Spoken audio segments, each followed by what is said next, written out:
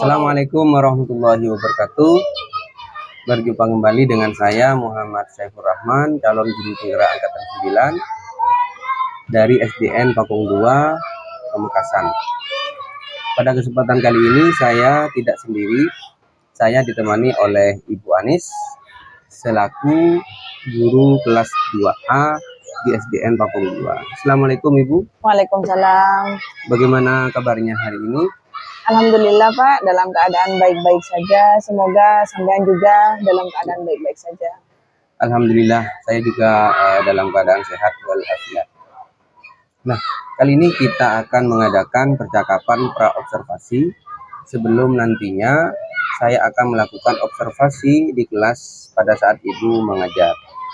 Adapun tujuan dilakukannya supervisi ini adalah untuk mengetahui dan juga mengevaluasi jalannya proses pembelajaran yang Ibu lakukan, dan juga kenapa hari ini saya melakukan kegiatan praobservasi di sini sebagai persiapan awal agar Ibu juga nantinya lebih siap dan tahu tujuan pembelajaran yang nantinya akan Ibu sampaikan di kelas, begitu.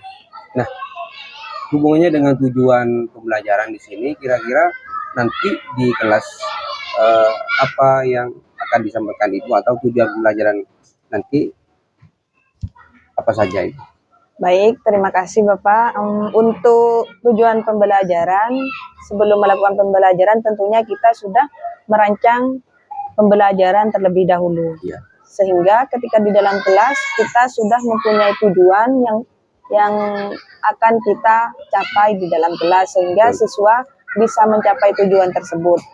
Nah, dalam pertemuan kali ini saya merancang 2 tujuan pembelajaran. Yang pertama, karena ini materinya tentang nilai-nilai Pancasila, jadi tujuan yang pertama yaitu saya ingin siswa saya bisa menerapkan nilai-nilai Pancasila di lingkungan keluarganya.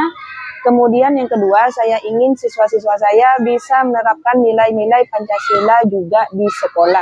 Jadi ada 2 lingkungan yang akan menjadi tempat siswa untuk menerapkan nilai-nilai Pancasila. Yang pertama lingkungan keluarga, dan yang kedua lingkungan sekolahnya sendiri.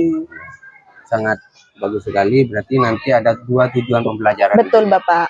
Baik, nah bagaimana dengan area pengembangan yang Ibu harapkan dari murid atau yang ingin Ibu lakukan observasi nanti, lakukan observasi di kelas? Nah, dalam observasi ini saya ingin siswa saya mempunyai pengetahuan dan keterampilannya.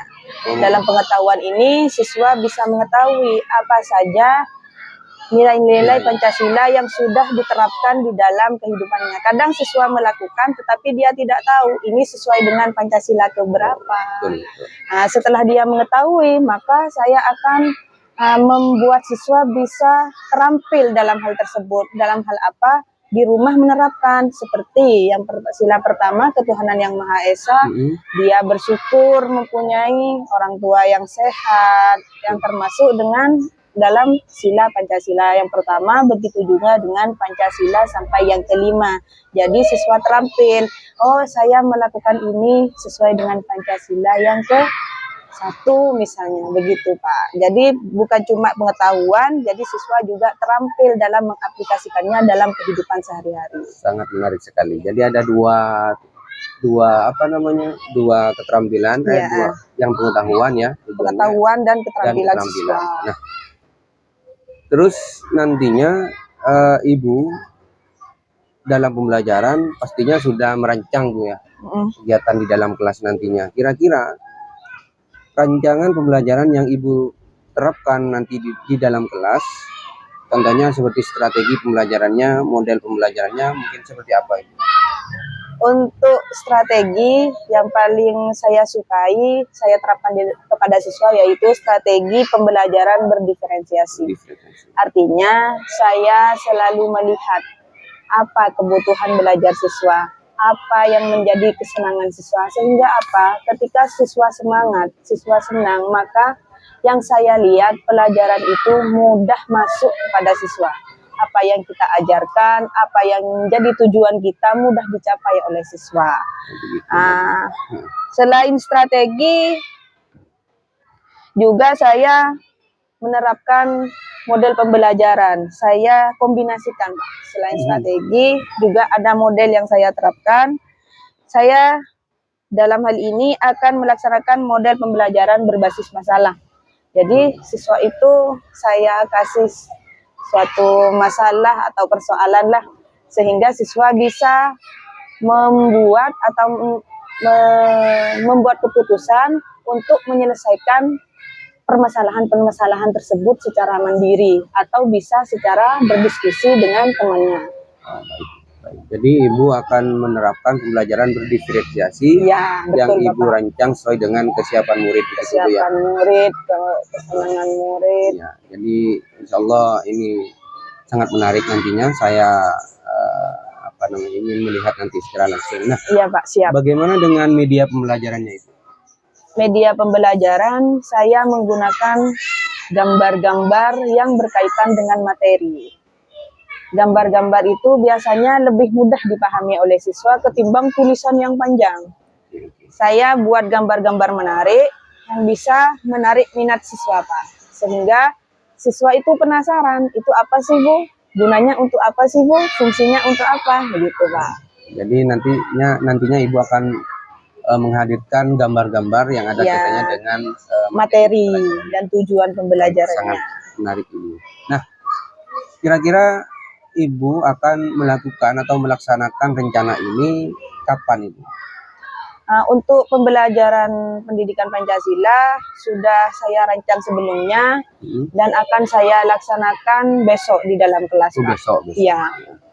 Baik, jadi nanti hari Kamis, Ibu, ya? Ya. Ya, Kamis saya akan datang ke kelas Ibu untuk melakukan supervisi kelas dan saya akan melihat dan mencatat hal apa saja yang terjadi nanti di dalam kelas. Siap, Bapak. Nah, nantinya juga setelah kegiatan observasi ini saya akan juga melakukan kegiatan wawancara pasca observasi, Ibu. Baik. Nantinya akan ditemani oleh pengajar praktik, ya, yaitu Bapak Luxianto.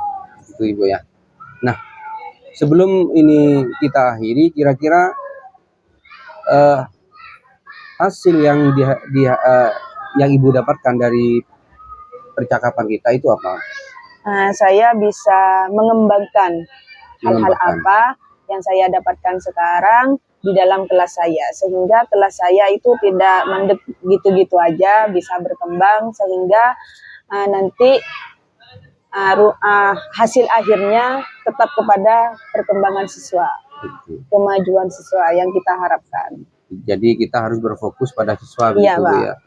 Artinya kita nanti menghadirkan pembelajaran yang bermakna di kelas. Ya, kan, begitu. Siswa belajar dengan senang, bermakna, apa yang menjadi tujuan bisa kita capai. Baik. Nah, itu tujuan utamanya. Ya, baik. Terima kasih, Ibu, atas waktunya.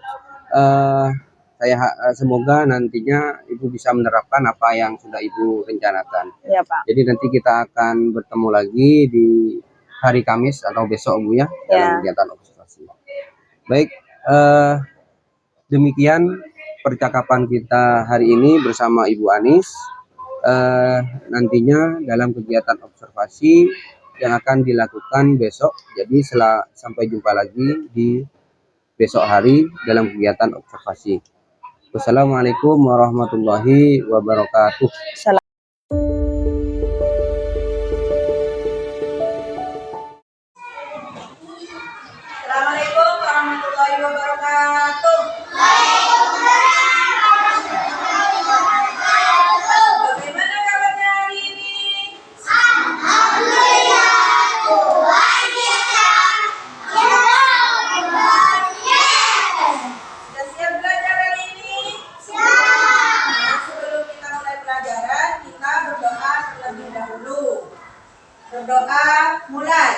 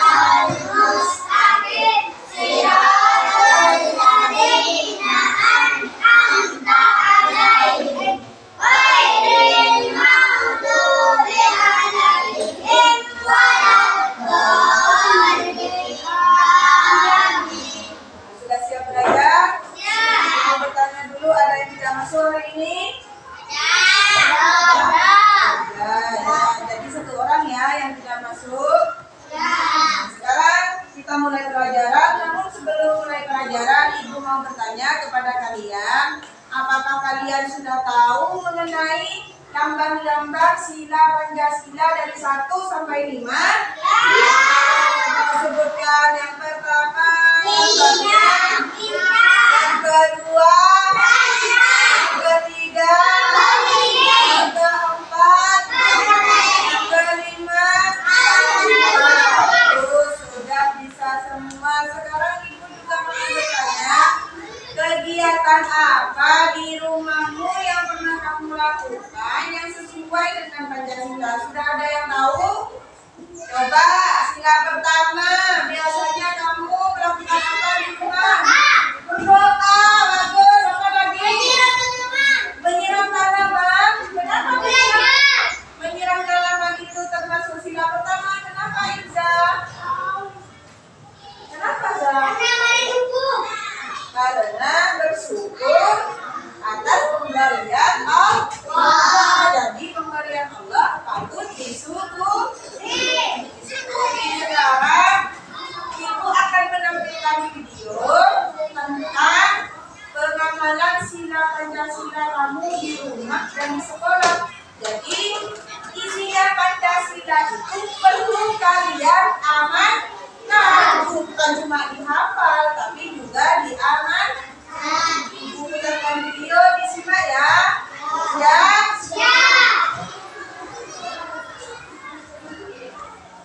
Ini videonya. Putar.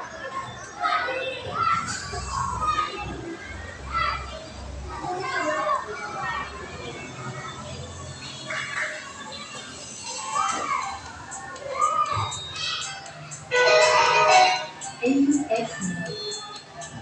Bluetooth mode. Tuh, disimak. Halo teman-teman, Assalamualaikum warahmatullahi wabarakatuh.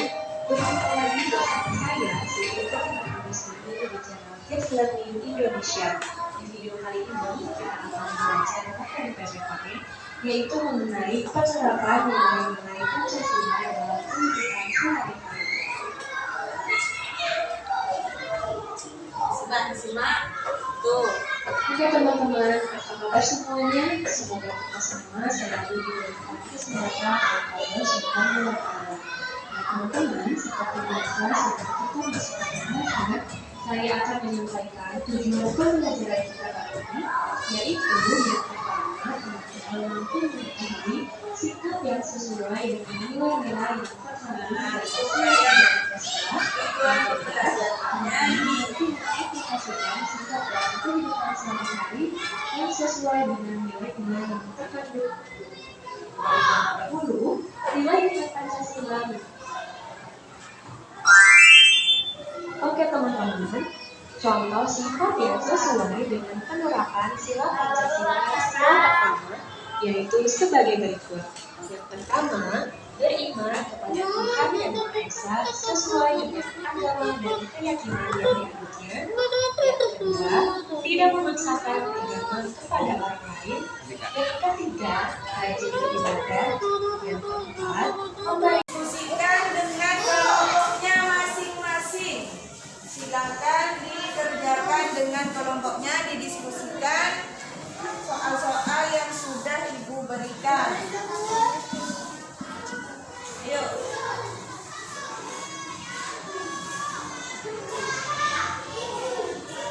Kerjakan dengan kerjaan yang sudah ibu berikan.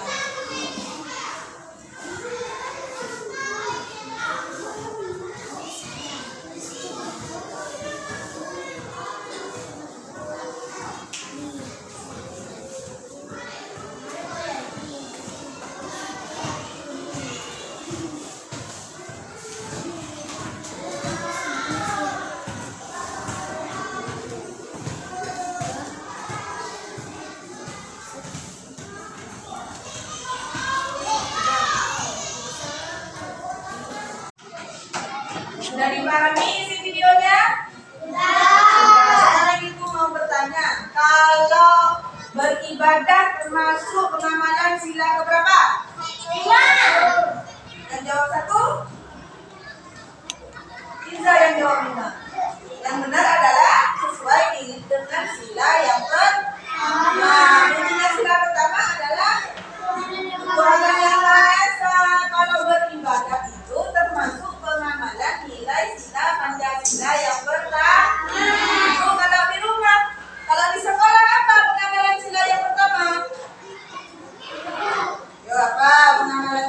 sekolah. Belajar lagi. Menyiram tanaman sekolah. Jadi harus disyukuri semua pemberian Allah. Siapa yang pernah menyiram tanaman? Semua pernah semua. Bagus, berarti sila-sila Pancasila sudah diamal. Apa contoh pengamalan sila Pancasila yang kedua? Yo, contohnya apa? Yo, sila kedua contohnya apa? Membantu teman. Apa punya sila kedua? Yang kedua. Yang kedua, kemanusiaan yang adil dan beradab. Jadi kalau temannya kesusahan, kita harus membantu teman. Itu kalau di sekolah. Kalau di rumah, berarti kita membantu siapa? Orang. Kalau di sekolah membantu teman, kalau di rumah membantu orang tua. Yang kelima, sila kelima bunyinya apa? Yang kelima, keadilan sosial bagi seluruh rakyat Indonesia. Apa contoh pengamalan sila yang kelima? Yang digambar. Contoh pengamalannya.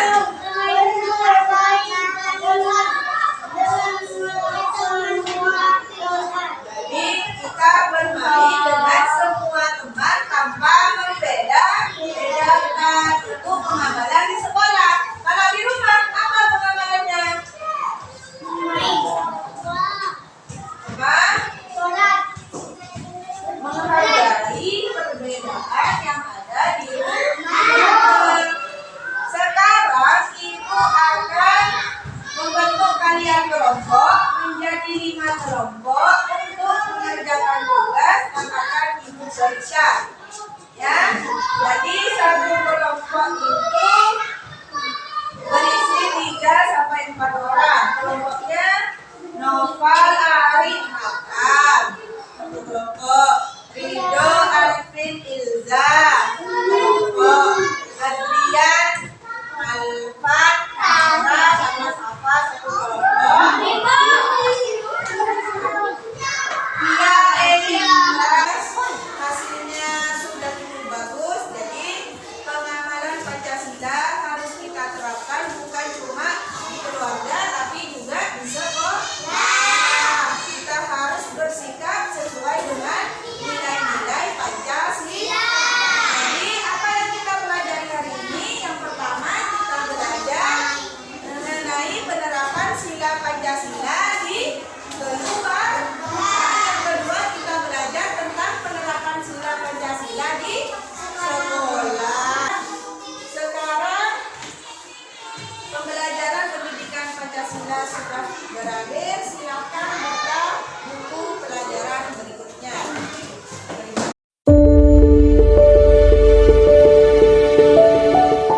Assalamualaikum warahmatullahi wabarakatuh. Waalaikumsalam warahmatullahi wabarakatuh. Berjumpa kembali dengan saya Muhammad Saifur Rahman, calon guru penggerak angkatan 9 dari SDN Bapong 2. Kali ini saya masih ditemani oleh Ibu Anis dan saya juga ditemani oleh Bapak Ahmad Lutfianto selaku pengajar praktik pelatihan calon guru penggerak angkatan 9. Bagaimana kabarnya Bapak Ibu? Ya, baik. Alhamdulillah baik. Baik. Izinkan Bapak saya akan melakukan wawancara dulu dengan Ibu Anis. Pada kesempatan kali ini saya akan memberikan beberapa pertanyaan Ibu terkait kegiatan supervisi akademik yang sudah dilakukan oleh Ibu. Nah, tujuan kegiatan ini adalah untuk mengevaluasi sejauh mana proses pembelajaran yang sudah Ibu lakukan, yang sudah saya lihat, dan nantinya diharapkan dapat berimbas pada peningkatan kemampuan Ibu dalam melaksanakan pembelajaran. Untuk pertanyaan pertama, bagaimana perasaan Ibu setelah mengikuti kegiatan ini? Perasaan saya senang, sangat senang. Hanya saja dalam pelaksanaannya itu agak sedikit tegang karena ada tim observernya. Karena Begitu. dipantau gitu ya, Ibu ya. Pak. Baik, itu merupakan lumrah lah seperti itu, Ibu. Bisa diceritakan kembali mungkin area pengembangan apa yang Ibu lakukan dalam kelas, kemudian langkah-langkah atau tahapan-tahapan pembelajaran apa saja yang sudah Ibu lakukan di kelas? Untuk langkah-langkah dan tahapan yang sudah saya lakukan itu sudah sesuai dengan modul ajar yang sudah saya susun sebelumnya. Kenapa saya susun modul ajar sebelumnya? Karena kita harus tahu apa tujuan kita mengajar. Sebelum kita masuk ke kelas, kita sudah tahu apa yang ingin kita capai. Untuk keterampilan dan pengetahuan yang sudah saya terapkan kepada siswa, pengetahuan itu saya berikan kepada siswa agar menambah wawasan Baik. siswa mengenai materi yang saya ajarkan. Dan untuk keterampilan, saya mengajarkan siswa bagaimana caranya siswa itu melaksanakan apa yang mereka ketahui dalam kehidupan mereka sehari-hari, sehingga mereka dapat mengimplementasikan apa yang mereka ketahui pada kehidupannya yang nyata, Pak, begitu. Baik, jadi area pengembangannya yaitu berkaitan dengan pengetahuan dan keterampilan. Ya. Gitu. Nah, menurut Ibu sejauh mana area pengembangan yang sudah Ibu sampaikan tadi, apakah sudah berhasil dilakukan atau masih belum? Sejauh saya pantau, anak-anak sudah bisa mengikuti dengan baik, tapi masih ada beberapa hal yang mungkin membutuhkan penyempurnaan. Baik. Jadi secara umum sudah baik begitu Sudah ya, baik. tetapi Masih ada haruslah hal-hal ada perbaikan-perbaikan begitu Ibu ya. perbaikan. Nah, menurut Ibu yang perlu perbaikan pastinya itu ada kekurangan kan begitu ya Ibu ya, atau kendala-kendala lah yang dihadapi. Apa saja kira-kira kendala yang dihadapi di kelas? Salah satu kendalanya ya karena yang saya ajari itu adalah kelas rendah. Salah satu kendala yang saya alami itu saat diskusi. Saat diskusi, siswa kadang sulit untuk bekerja sama. Ada yang fokus pada pekerjaannya sendiri dan tidak fokus pada topik diskusi. Karena namanya kelas rendah, masih kelasnya anak bermain, jadi untuk memfokuskan diskusi itu agar siswa fokus pada diskusi dengan temannya itu agak sulit. Nah, bisa dikatakan dalam mengkondisikan siswa. Begitu. Jadi terfokus pada kegiatan diskusi ya Iya, Ibu. Pak. Mungkin siswa masih belum bisa fokus begitu. Nah, kira-kira rencana ke depan untuk mengatasi kekurangan-kekurangan itu bagaimana Ibu? Nah, untuk mengatasi kekurangan-kekurangan tersebut, kita perlu lebih menanamkan lagi yang namanya kerjasama dalam karakter siswa, yang kita bisa implementasikan dalam dimensi gotong royongnya, Pak. Agar siswa bisa bekerja sama dalam hal apapun, yang penting itu adalah kebaikan. Jadi, kalau gotong royongnya enak, kerjasamanya enak, meskipun hanya diskusi kelas tentang materi, itu siswa bisa bekerja sama dengan baik dengan temannya, Pak. Kata kuncinya di sini gotong royong Ibu ya. Gotong royong. Baik. Saya berharap semoga rencana perbaikan yang sudah Ibu sampaikan tadi semoga bisa tercapai begitu Ibu ya. Amin. Baiklah Bu Anis, saya masih penasaran atau nunggulah cerita-cerita Bu Anis berikutnya, karena ini sangat menarik menurut saya, karena ini di kelas rendah begitu. Kelas rendah. Ya, jadi saya tetap ingin mendengarkan cerita-cerita Bu Anis kembali begitu. Terima kasih Bu Anis atas kesediaannya untuk berbagi Sama-sama, Bapak. kali ini dan bersedia untuk diobservasi begitu.